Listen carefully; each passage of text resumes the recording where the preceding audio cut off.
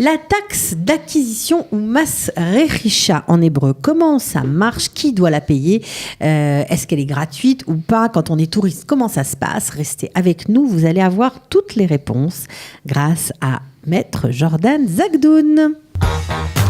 Israël, comment ça marche? Vous allez adorer comprendre Israël. Alors, avec casque ou sans casque, c'est comme tu veux. C'est pareil, tu peux ne pas le mettre. Alors, Maître Jordan Zagdoun, merci d'être venu pour nous parler d'une question importante, la mas rechisha, la taxe d'acquisition. Alors, elle est payante, elle est gratuite, elle est pour tout le monde. Comment ça fonctionne et quand est-ce qu'on doit s'en acquitter? Alors, en Israël, donc, quand on achète un appartement, on doit payer la taxe d'acquisition, donc ce qui s'appelle la mas rechisha en hébreu. Donc cette taxe, le gouvernement a décidé de faire si c'est le premier appartement d'une personne qui achète, donc c'est son premier appartement, et à condition d'être israélien. À condition d'être israélien, la loi prévoit donc de payer 0% jusqu'à 1 600 000 et quelques mille shekels. Donc pour tout appartement jusqu'à d'une valeur égale, on va dire égale ou supérieure à 1,6 million.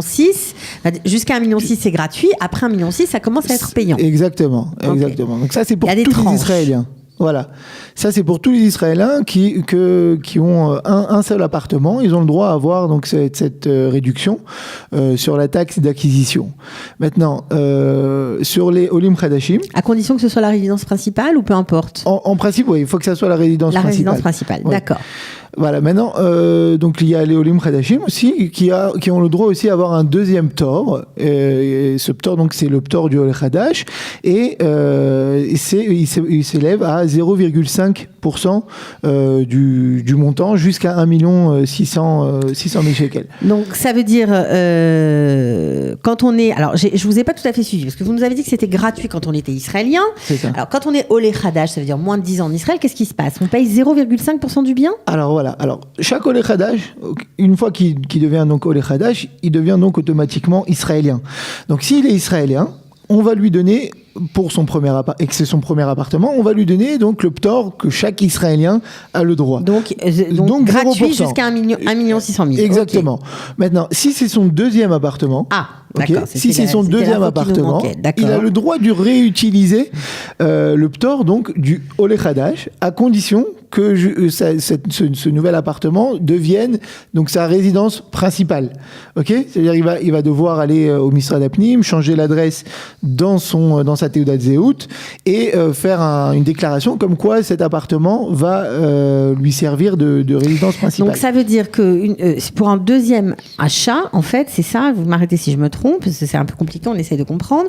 Pour un deuxième achat, on peut avoir une réduction de 0,5% du montant du prix de l'appartement qu'on achète. Exactement. Donc cette réduction-là... Parce que la mas rechisha, on doit le ptor, l'exemption de paiement de cette taxe d'habitation, quand on est israélien, c'est valable une seule fois?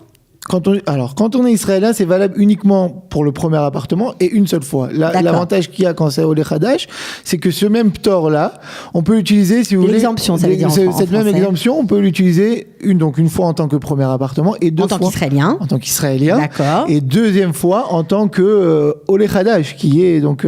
c'est acquis à chaque Olé Khadash. À chaque Olé Khadash, ça dure 10 ans, ça dure 7 ans. 7 ans. C'est-à-dire pendant 7 ans, depuis la date de la Aliyah jusqu'à 7 ans, on a le droit de bénéficier de cette réduction.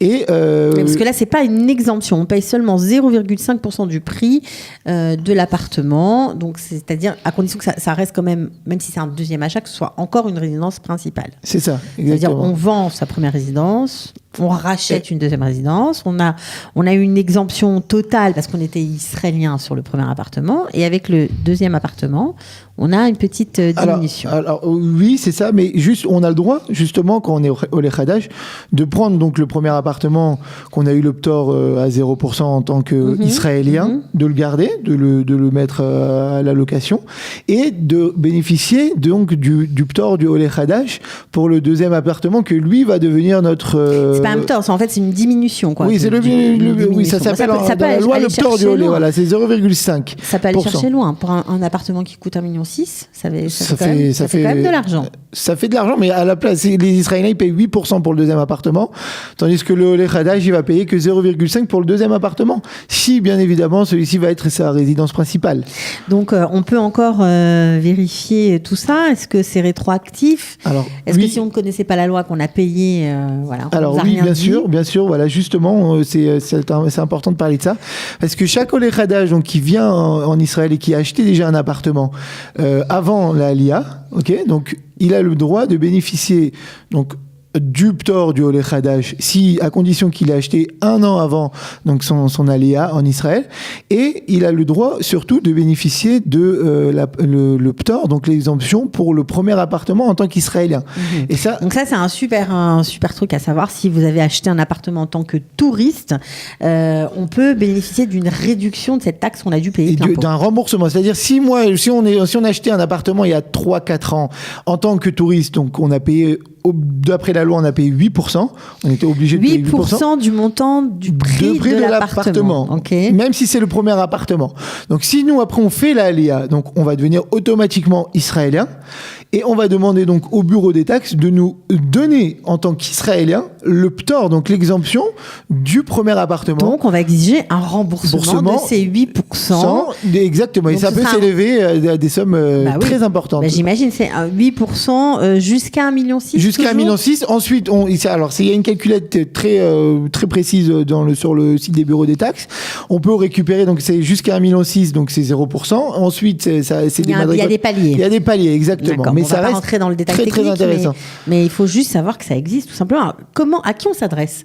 Comment on fait pour récupérer Alors, cette demande-là, donc, elle se fait bien évidemment à l'aide d'un avocat qui fait donc la demande auprès des bureaux des taxes. Donc, le bureau des taxes va nous demander quelques critères. Ok, par exemple, si j'ai eu un cas dernièrement où la personne a acheté son appartement, on a demandé le remboursement en tant que premier appartement et pas en tant qu'olé khadash, justement pour pouvoir garder le ptor, donc l'exemption du olé khadash pour un deuxième appartement. Okay. Et le problème, c'est qu'il n'a été pas en Israël plus de 183 jours. Donc ce qu'on a dû faire, on a dû attendre que les 6 mois donc passent, donc 6 mois et 1 jour de l'année passent, et ensuite on a refait la demande d'exemption, et à l'aide de quelques documents qu'on a dû remettre, on a réussi à avoir l'exemption le remboursement des 8% qu'il avait payé. C'est vraiment très très intéressant. C'est très intéressant. C'est une loi qui existe depuis quand ? Alors, la loi pour les Israéliens, ça a été changé en 2014. Donc, c'est une loi qui s'adresse à tous les Israéliens. Donc, comme on a dit, quand on est olé khadash, on devient automatiquement, pour le bien comme pour le mal, olé khadash. Donc, on devient israélien. On devient israélien. On devient israélien. Donc, elle s'applique à tout le monde. Maintenant, la loi de 0,5, c'est une loi, c'est-à-dire la loi du ptor pour le lait, c'est une loi qui est assez ancienne. Voilà, comme on a dit, si on répond dans les critères du Chok Hashvut, donc le droit au retour en Israël, et à condition qu'on passe en Israël plus de 6 mois et 1 jour, on aura le droit donc à cette. Alors pour ceux qui sont là peut-être depuis 15 ans, je vais dire ou 12 ans, disons, qui ont déjà acheté un appartement, qui ont bénéficié du ptor total jusqu'à 1,6 million en tant qu'Israéliens, qui ont vendu, qui ont racheté un appartement, est-ce qu'ils ont droit à ce ptor olé khadash, ou ils sont là en Israël depuis beaucoup trop longtemps? Alors, on a dit que le ptor du olé khadash, c'est jusqu'à 7 ans. Quel dommage. Voilà. Non, parce que je vois déjà ceux qui nous écoutent qui font la fête. Non, il faut moins de 7 ans en Israël. Voilà, moins de 7 ans en Israël, c'est pour le olé khadash. Si c'est le premier appartement, c'est 0%. C'est ça qui est intéressant. Donc, ce qu'il faut mettre le point, voilà, c'est qu'un Israélien, par exemple, il aura le droit à 0% une seule fois, bien sûr jusqu'au montant d'1,6 million, et le olé khadash, il aura le droit d'utiliser. Il faut faire très attention de ne pas utiliser le ptor du olé khadash avant le ptor de la direct Megoré Mechida, parce que le ptor du olé khadash, si vous voulez... on a compris, ça veut dire que pour bénéficier de cette loi qui est fort intéressante, il faut d'abord mieux utiliser l'exemption qui est donnée pour tout Israélien, parce qu'on est olé khadash, mais on est quand même Israélien en premier, et ensuite, une fois que, pour X raisons, si vous changez de résidence principale, vous achetez un deuxième appartement. Alors, dans ce cas-là, oui, il faudra appliquer le PTOR, l'exemption de paiement de cette taxe d'habitation à hauteur de 0,5% du montant de l'achat. Exactement. Ça, je vous ai bien suivi. Ouais, c'est très intéressant. Ça peut s'élever, comme on a dit, à des très grosses sommes. Et vous avez eu des cas comme ça ? Bien sûr. Là, j'ai eu un cas, un client a acheté un appartement à 3 millions et quelques shekels. Il a dû payer donc une taxe donc de 8%, ça s'est élevé à peu près à 200 000 shekels. On a demandé le remboursement. Total. Donc, bien sûr, on a dit, donc, selon le palier, jusqu'à 1,5 million, et ensuite 1,6 million, et ensuite, voilà. Et donc, on a eu le remboursement de presque 200 000 shekels. Il faut savoir qu'aussi, l'argent qu'on paye donc au bureau de taxes, quand on les récupère, on récupère avec les intérêts. Et les intérêts, rien que dans ce cas-là, ça s'est élevé à 10 000 shekels, plus encore 2 000 shekels à Tzmada. Ils sont fermes. Ah oui, ils sont quand nous, on paye pas, ils savent nous donner sur la tête, mais quand on paye, ils savent rembourser aussi. C'est important de savoir. C'est important de le savoir, et c'est vrai que connaître les lois, dans ce nouveau pays, peut-être que vous découvrez, est aussi très important. Puis ça peut mettre, franchement, du beurre dans les épinards. C'est pas mal, un remboursement comme ça. C'est pas mal. En tant qu'Oleh Hadash, c'est un beau petit cadeau. Ok, merci beaucoup en tout cas, maître Zagdoun. À bientôt. Merci. À bientôt. Et voilà, on va essayer de faire en sorte que tout le monde puisse en bénéficier. Ciao. Au revoir. Israël, comment ça marche ?